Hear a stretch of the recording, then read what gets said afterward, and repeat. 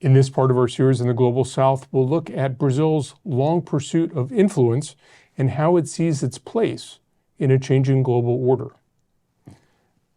Ryan, Brazil sees itself as a country that should have a voice in shaping world affairs. That's really not new. How far back does Brazil's ambition to be a global player go?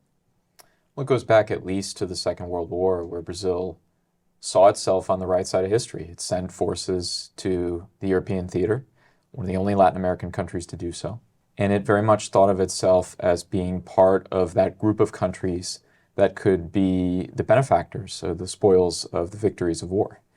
And from Brazil's perspective, it hasn't reaped those fruits, while the United States, United Kingdom, France, other European powers have. And this relationship with the United States has swung back and forth, cooperation, frustration. How has that relationship evolved, and what does it look like today in the face of glowing U.S.-China competition?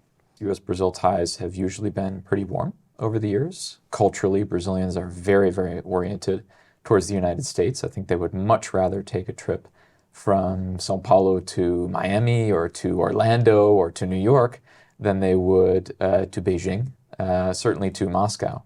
But where we get into more difficult aspects of the relationship is with Brazil's long relationship with China and how China has been expanding that relationship into more and more strategic sectors. What is Brazil trying to do through the BRICS? Well, Brazil is very proud of being the B in BRICS, and its participation in BRICS has been supported enthusiastically by the foreign ministry in Brasilia. I think Brazil looks at it as part of its effort to, quote, democratize international relations. So this is about inclusion. This is about forums where more voices can be heard. It's not necessarily for Brazil about pushing a Moscow or Beijing-based viewpoint on the future of global order. In fact, I would argue as Brazil has seen the BRICS expand beyond its original five with South Africa members, its influence has been diluted.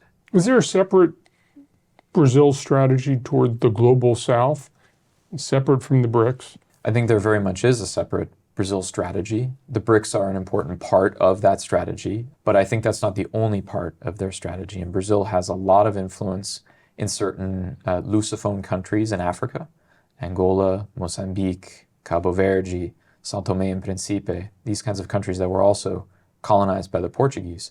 Lots of residual influence there. And of course, Brazil claims to speak on the international stage for much of or all of Latin America.